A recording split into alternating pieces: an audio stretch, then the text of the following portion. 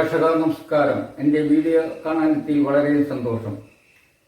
ഇന്ന് ഞാൻ എടുക്കാൻ പോകുന്നത് വിൽക്രമത്തെക്കുറിച്ചാണ്. ഏതെങ്കിലും കുട്ടിയോട് വിൽക്രമം എന്താണെന്ന് ചോദിച്ചാൽ ഉടനെ പറയുക അത് മറച്ചിട്ട ഭിന്നസംഖ്യ എന്താണ്. 4 എന്നൊരു ഭിന്നസംഖ്യ സങ്കല്പിക്കുകയാണെങ്കിൽ 4/3 ആയിരിക്കും അതിൻ്റെ വിൽക്രമം. ഇതാണ് മിക്ക കുട്ടികളും ചോദിച്ചാൽ കിട്ടുന്ന ഉത്തരം. അതിൽ കൂടുതൽ അവർക്ക് അറിഞ്ഞുകൂടാ. എന്താണ് അതിൻ്റെ കൺസെപ്റ്റ്, എവിടെയാണ് പ്രയോഗിക്കേണ്ടത്? ഉദാഹരണത്തിന് 12/3 അഥവാ 12/3 എന്ന് പറഞ്ഞാൽ 12ൽ എത്ര 3 ഉണ്ട്, അല്ലെങ്കിൽ 12ൽ 3 എത്ര പ്രാവശ്യം എടുക്കാം എന്നാണ് അതിൻ്റെ അർത്ഥം. അതുപോലൊരു എന്തർത്ഥമാണ് വിൽക്രമത്തിനുള്ളത് എന്ന് ചോദിച്ചു കഴിഞ്ഞാൽ മിക്കവാറും കുട്ടികൾ ഉത്തരം പറയാറില്ല, പ്രത്യേകിച്ചും ഇംഗ്ലീഷ് മീഡിയം വിദ്യാർത്ഥികൾ. കാരണം എന്തെന്ന് വെച്ചാൽ ഇംഗ്ലീഷ് മീഡിയം വിദ്യാർത്ഥികൾക്ക് കൺസെപ്റ്റ് അറിയാതെ അവർ പഠിച്ചു വരുന്നത് ബൈഹാർട്ടായിട്ടാണ് പഠിച്ചു വരുന്നത്. മിക്ക കാര്യങ്ങളും അവർക്ക് അറിഞ്ഞുകൂടാ. അപ്പോൾ കൺസെപ്റ്റ്, കാരണം ഇംഗ്ലീഷ് മീഡിയം എന്ന് പറഞ്ഞാൽ അവർ അറിയാത്ത ഭാഷയാണ്. കണക്ക് എന്ന് വെച്ചാൽ പഠിക്കാൻ പോകുന്നത് ഒരു അറിയാത്ത വിഷയമാണ്. അറിയാത്ത വിഷയം അറിയാത്ത ഭാഷകളെ പഠിപ്പിച്ചാൽ നല്ലോണം അറിയും. തലയിൽ ഒരു കടുകുമണി തലച്ചോറുണ്ടെങ്കിൽ അവർക്കറിയാം ആ കുട്ടിക്ക് കൺസെപ്റ്റ് തീരെ കിട്ടില്ല. ഇന്ന് ഭൂരിഭാഗം വിദ്യാർത്ഥികളും അനുഭവിക്കുന്ന ഒരു ക്ലേശത്തിന് കാരണം, കൺസെപ്റ്റ് അറിയാതെ ഇരിക്കുന്നതിന് കാരണം ഇതാണ്. അത്തരം കുട്ടികളെ സഹായിക്കുക എന്ന ഒരു ഉദ്ദേശത്തോടു കൂടിയാണ് ഈ വീഡിയോ ചെയ്യുന്നത്. അപ്പോൾ നമുക്ക് ഇത് വിഷയത്തിലേക്ക് വരാം. അപ്പോൾ നമുക്ക് എന്താണ് വിൽക്രമം എന്ന് ഒന്ന് ഗാഢമായിട്ട് വിശദമായിട്ട് ഒന്ന് പഠിക്കാൻ ശ്രമിക്കാം. അപ്പോൾ ഈ വിൽക്രമം എന്ന ആശയം അഥവാ റെസിപ്രോക്കൽ എന്ന ആശയം നമുക്ക് വ്യക്തമായിട്ട് മനസ്സിലാകണമെങ്കിൽ മടങ്ങ് എന്ന ആശയം എന്താണെന്ന് നമ്മൾ അറിഞ്ഞിരിക്കണം. നമ്മളിപ്പോൾ മടങ്ങ് അല്ലെങ്കിൽ ഇരട്ടി എന്നൊക്കെ പറയുന്നത് നമ്മുടെ ജീവിതത്തിൽ എപ്പോഴും ഉപയോഗിക്കുന്നതാണ് മടങ്ങ് അല്ലെങ്കിൽ ഇരട്ടി എന്നുള്ളത്.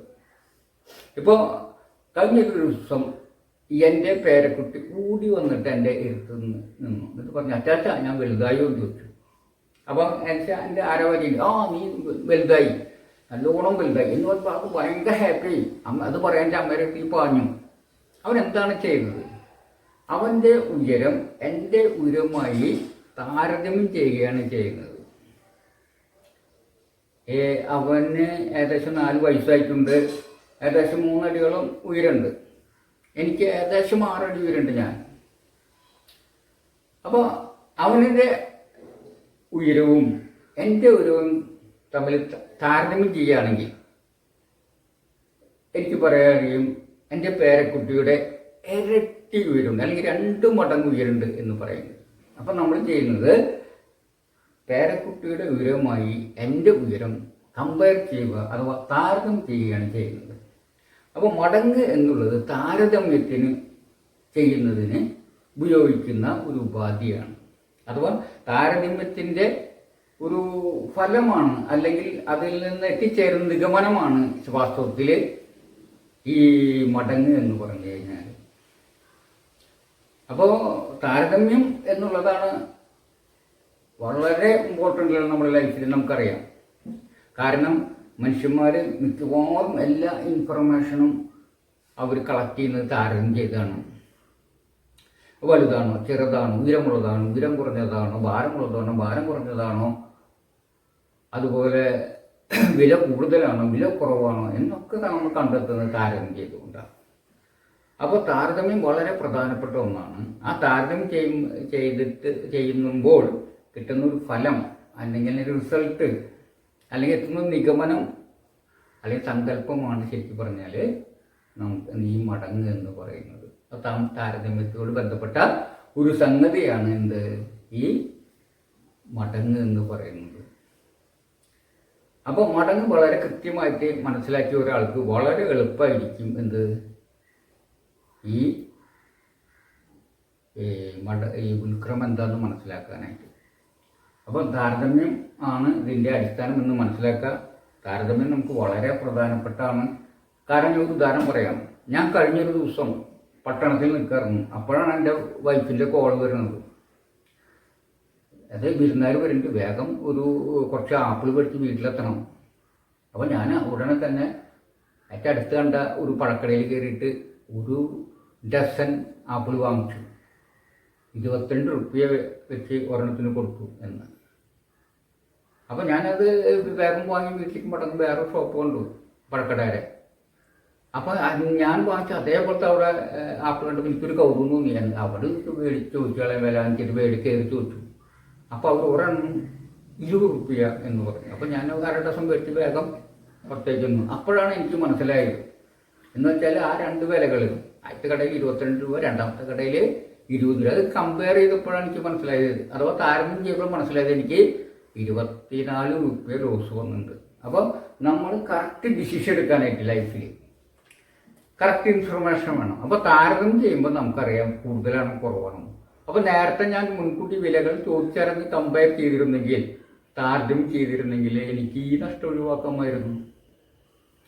അപ്പോൾ നമ്മളൊക്കെ അറിയാം, മിക്കവാറും സ്ഥലങ്ങളൊക്കെ മേടിക്കുന്ന ആൾക്കാർ ചുറ്റുവട്ടത്തുള്ള വിലകൾ പോയി അറിയും, അവിടെ ഏത് വിലയ്ക്കാണ് കച്ചവടം നടന്നിട്ടുള്ളത്. കാരണം എന്താ വെച്ചാൽ അത് കമ്പയർ ചെയ്യുമ്പോഴാണ് നമുക്കറിയാം ഏകദേശം എത്ര വിലയുണ്ട്. വിൽക്കാനുള്ളവർ നമ്മളോട് പറഞ്ഞ വില കൂടുതലാണോ കുറവാണോ എന്ന് നിശ്ചയിക്കാൻ കഴിയും. അപ്പോൾ നമുക്ക് വലിയ നഷ്ടങ്ങൾ ഒഴിവാക്കാം. അപ്പോൾ താരതമ്യം എന്നുള്ളതിൽ വളരെ ഇമ്പോർട്ടൻ്റ് ആണെന്ന് മനസ്സിലായല്ലോ. അപ്പോൾ താരതമ്യത്തിൻ്റെ ഉപയോഗിച്ച് നമ്മൾ എത്താൻ കഴിയുന്ന നിഗമനമാണ് ഈ മടങ്ങ്.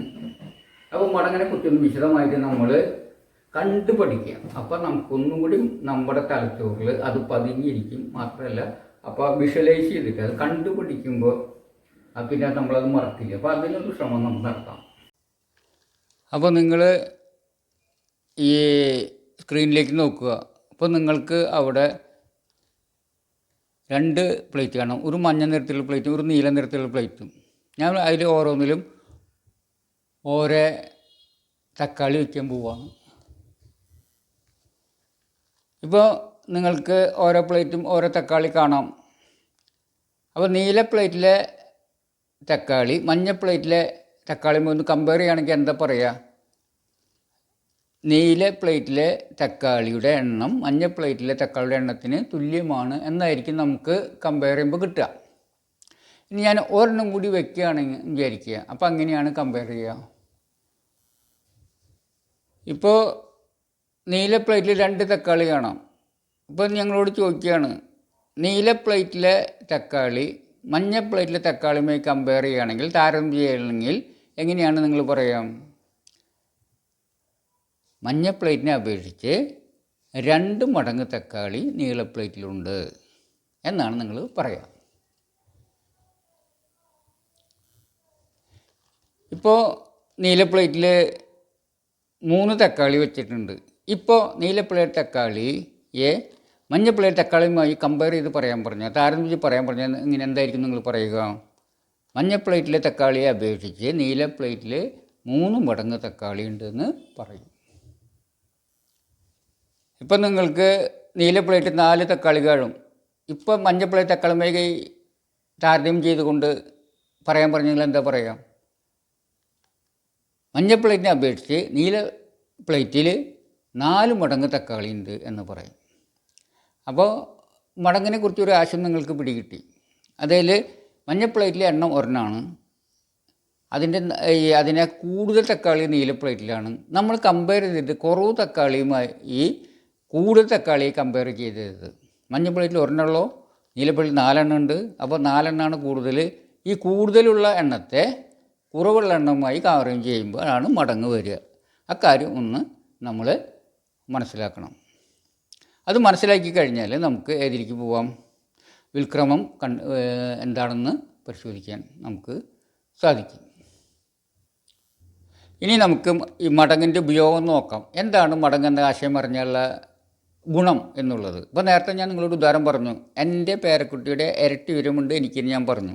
എൻ്റെ ഉയരം നിങ്ങൾക്ക് പറഞ്ഞു 6 അപ്പോൾ നിങ്ങൾ പേരക്കുട്ടിയെ കണ്ടിട്ടില്ല, അവൻ്റെ ഉയരത്തിലെന്ന് അറിയില്ല എങ്കിൽ പോലും കണക്ക് കൂട്ടിയെടുക്കാം. കാരണം എൻ്റെ 6 ആണെങ്കിൽ അവൻ്റെ ഉയരത്തിൻ്റെ ഇരട്ടിയല്ലേ എനിക്ക്. അപ്പോൾ അവൻ്റെ ഉയരത്തിൽ ഇരിക്കണം 3 ആയിരിക്കണം, എന്നാൽ ഇരട്ടി വന്നാൽ 6 വരുള്ളൂ. അപ്പോൾ അവനെ കണക്കാക്കി എടുക്കാം. അതാണ് അതിൻ്റെ ഒരു ഉപയോഗം. അതുപോലെ തന്നെ ഇപ്പോൾ ഒരു തക്കാളിയുടെ കാര്യം എടുക്കുക. ഒരു തക്കാളിക്ക് 5 രൂപയാണ് എനിക്ക് വന്നിട്ടുള്ളത്. അങ്ങനെയാണെങ്കിൽ 4 തക്കാളി വരെ കണക്കാക്കി എടുക്കാൻ പറ്റും. എന്താ കാരണം? ഒരു തക്കാളിയിൽ 4 മടങ്ങാണ് 4 തക്കാളി. അതുകൊണ്ട് ഒരു തക്കാളിക്ക് ഒരു 5 രൂപയാണെങ്കിൽ 4 തക്കാളിക്ക് എത്ര രൂപ വരും? 4 5 വരും. അങ്ങനെ കണക്കാക്കി എടുക്കാം. അത് അതുപോലെ പറഞ്ഞാൽ ഭാരം കണക്കാക്കി എടുക്കാം. ഒരു തക്കാളിക്ക് ഏകദേശം 30 ഗ്രാം ഭാരം ഉണ്ടെങ്കിൽ 4 തക്കാളിക്ക് എത്ര ഭാരം വരും? അപ്പോൾ ഒരു തക്കാളിയുടെ ഭാരം 30. അങ്ങനെയാണെങ്കിൽ 4 തക്കാളിക്ക് 4 മടങ്ങാണ്. അതുകൊണ്ട് 4 മടങ്ങ് ഭാഗം ഉണ്ടായിരിക്കും. അതായത് 4 × 30 120 ഗ്രാം ആയിരിക്കും. അങ്ങനെ കണക്കാക്കിയാൽ സഹായിക്കാനാണ് നമ്മൾ ഇതിൻ്റെ പ്രയോജനം.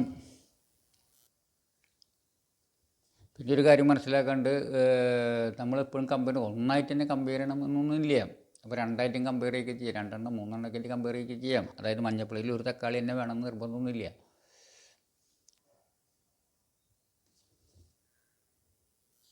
ഇപ്പോൾ നോക്കുക, നിങ്ങൾ മഞ്ഞ പ്ലേറ്റിൽ 2 തക്കാളിയാണ് വെച്ചിട്ടുള്ളത്. അപ്പോൾ മഞ്ഞ പ്ലേറ്റ് തക്കാളിയെ അപേക്ഷിച്ച് നീല പ്ലേറ്റ് കമ്പയർ ചെയ്യുമ്പോൾ 2 എത്ര പ്രാവശ്യം വന്നിട്ടുണ്ട്?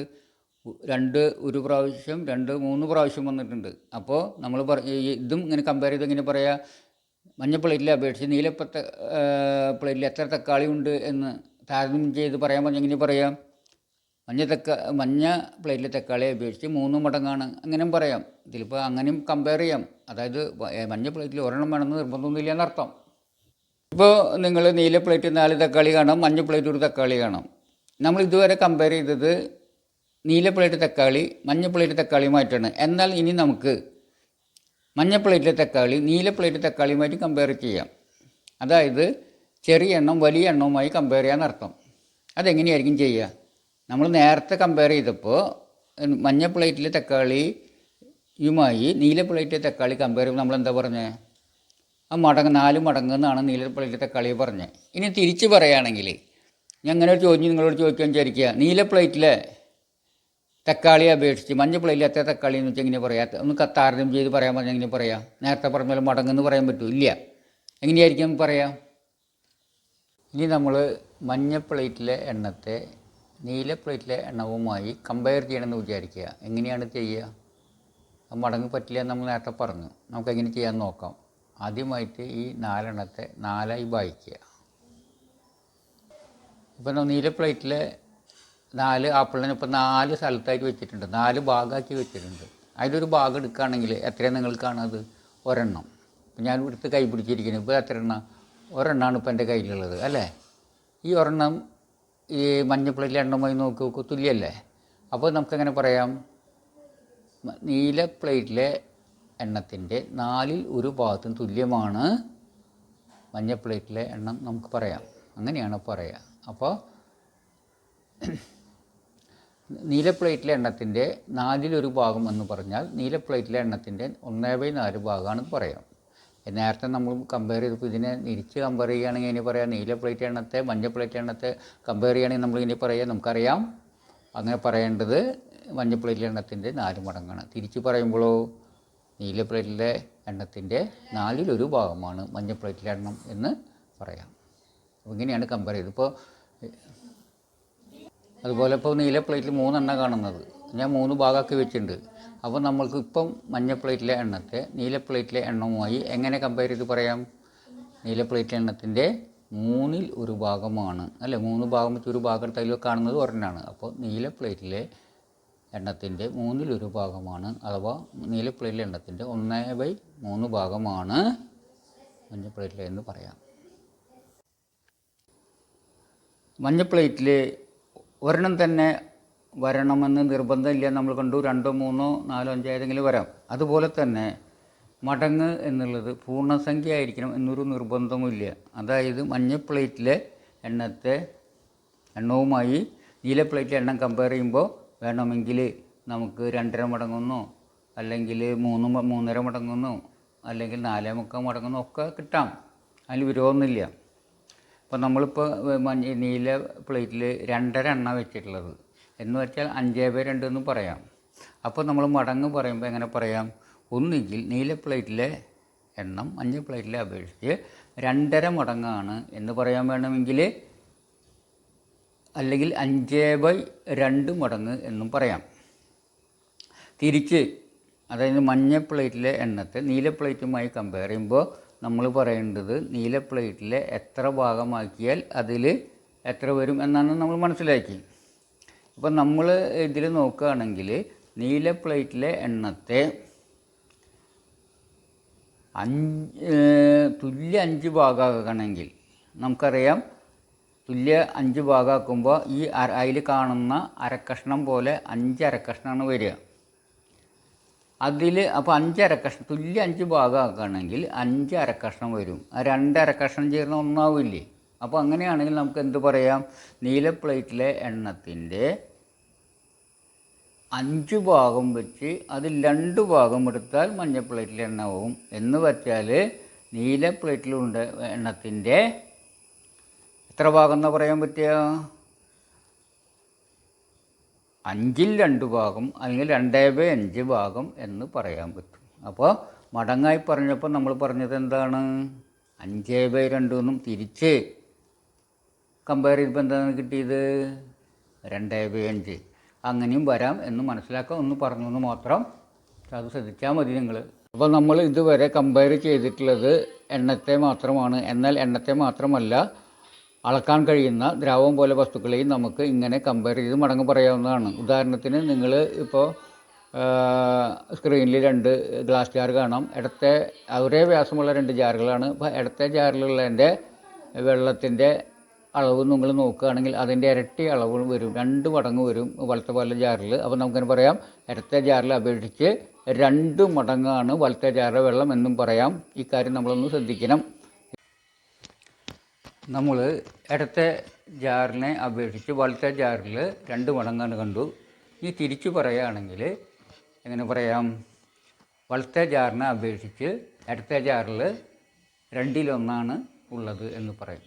അപ്പോൾ അത് വിൽക്രമത്തിലാണ് പറയുക എന്നാണ് നമ്മൾ പറയുക. നേരത്തെ മടങ്ങാണെങ്കിൽ തിരിച്ചു പറയുമ്പോൾ വിൽക്രമം എന്ന് പറയും. അപ്പോൾ നമ്മൾ ഇതുവരെ പഠിച്ച കാര്യങ്ങളിൽ ഒന്ന് കണ്ണോടിച്ച് കഴിഞ്ഞാൽ, ഒന്ന് റിവൈസ് ചെയ്ത് കഴിഞ്ഞാൽ നമുക്ക് ഒരു കാര്യം മനസ്സിലാവും. പറഞ്ഞതിൽ നിന്നും നാം മനസ്സിലാക്കണം എന്താണെന്ന് വെച്ചാൽ, വലുതിനെ ചെറുതുമായി കമ്പയർ ചെയ്യുമ്പോൾ മടങ്ങ് എന്ന് വരികയാണെങ്കിൽ തിരിച്ച് അഥവാ വിപരീത ക്രമത്തിൽ താരതമ്യം ചെയ്യുമ്പോൾ നാം പറയേണ്ടത് അതിൻ്റെ വിൽക്രമത്തിലായിരിക്കും. മറിച്ചും താരതമ്യം പറയുന്ന ഒരു രീതിയെന്നും നമുക്ക് ബോധ്യമായി. ഇനി നമ്മളിത് പഠിച്ചതിൽ 1-2 എക്സാമ്പിൾ എഴുതിക്കൊണ്ട് നമുക്കിത് ക്ലാസ് അവസാനിപ്പിക്കാം. ഇതിലിപ്പോൾ മഞ്ഞ പ്ലേറ്റിലെ എണ്ണ എഴുതിയിട്ട് നീല പ്ലേറ്റിലെ എണ്ണ എഴുതിയിട്ട്, പിന്നെ വെച്ചാൽ മഞ്ഞ പ്ലേറ്റിലെ അപേക്ഷിച്ച് നീല പ്ലേറ്റിലെ എണ്ണം അഥവാ മടങ്ങ്. അടുത്ത ഇതിൽ നീലയെ അപേക്ഷിച്ച് മഞ്ഞ പ്ലേറ്റിലെ എണ്ണം അഥവാ വിൽക്രമത്തിൽ. അപ്പോൾ നമുക്ക് ഇത് കേസ് 1, മഞ്ഞ പ്ലേറ്റിൽ ഒരെണ്ണമെന്ന് വിചാരിക്കുക, നീല പ്ലേറ്റിൽ 4 എണ്ണം. അങ്ങനെയാണെങ്കിൽ നമ്മൾ പറയാം മഞ്ഞയെ അപേക്ഷിച്ച് നീല പ്ലേറ്റിൽ 4 മടങ്ങ് എന്ന് പറയും. തിരിച്ച് നീല പ്ലേറ്റിൽ അപേക്ഷിച്ച് മഞ്ഞ പ്ലേറ്റിലെ എണ്ണം 1/4 പറയും, അതായത് വിൽക്രമം. ഇനി കേസ് 2ൽ നോക്കുക, മഞ്ഞ പ്ലേറ്റിൽ 1 ഉണ്ട്, നീല പ്ലേറ്റിൽ 2.5 എണ്ണം. അതിനെങ്ങനെ എഴുതാം? 5/2 എന്ന് എഴുതാം, 5/2 എന്ന് എഴുതാം. അപ്പോൾ എന്തായിരിക്കും? 1ന് 5/2 വരുമ്പോൾ നമ്മൾ മഞ്ഞയെ അപേക്ഷിച്ച് നീല പ്ലേറ്റിൽ എത്ര മടങ്ങെന്ന് പറയും? 5/2 മടങ്ങെന്ന് പറയും. തിരിച്ച് പറയുമ്പോൾ നീലയെ അപേക്ഷിച്ച് മഞ്ഞ പ്ലേറ്റിലെ എണ്ണം 2/5 എന്നും പറയും. ഇതാണ് നമുക്ക് ഇത്രയൊക്കെ കാര്യങ്ങളാണ് താരതമ്യം, മടങ്ങ്, വിൽക്രമം എന്നിവയെക്കുറിച്ച് പറയാനുള്ളത്. നിങ്ങൾക്ക് അതെല്ലാം വ്യക്തമായിട്ടുണ്ടാകുമെന്ന് ഞാൻ കരുതുന്നു. അങ്ങനെ മനസ്സിലായിട്ടുണ്ടെങ്കിൽ വളരെ സന്തോഷം. ഇതോടുകൂടി ഞാൻ ക്ലാസ് അവസാനിപ്പിക്കുകയാണ്. എൻ്റെ ക്ലാസ് നിങ്ങൾ ഇതുവരെ സശ്രദ്ധം ശ്രദ്ധിച്ചിട്ടുണ്ടെങ്കിൽ അതിന് വളരെയധികം നന്ദി. അതുപോലെ നമസ്കാരം. പിന്നെ ഒരു കാര്യം കൂടി പറയാനുള്ളത് എന്താണെന്ന് വെച്ചാൽ, എൻ്റെ വീഡിയോ ഇഷ്ടപ്പെടുകയാണെങ്കിൽ നിങ്ങൾക്ക് അത് ആർക്കെങ്കിലുമൊക്കെ അത് ഷെയർ ചെയ്യാം. അങ്ങനെ ഒരു സൽക്രമം ചെയ്യാം എന്ന് ഞാൻ നിങ്ങളെ ഓർമ്മിപ്പിക്കുന്നു. ഒരിക്കൽ കൂടി നന്ദി പറഞ്ഞുകൊണ്ട് ഞാൻ അവസാനിപ്പിക്കുന്നു.